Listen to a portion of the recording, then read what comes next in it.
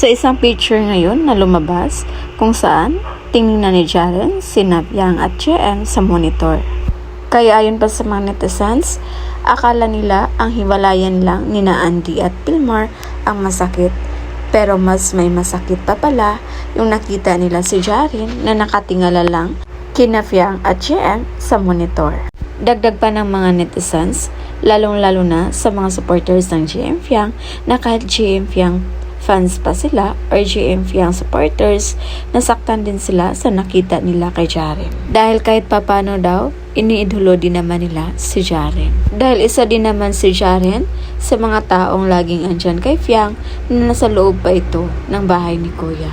Kaya yung point of view natin dito guys, ganon talaga sa isang relasyon o sa isang sitwasyon na pag nagmahal ka, may kaakibat na sakit na maramdaman. Dahil hindi lahat ng gusto natin ay gustuhin din tayo.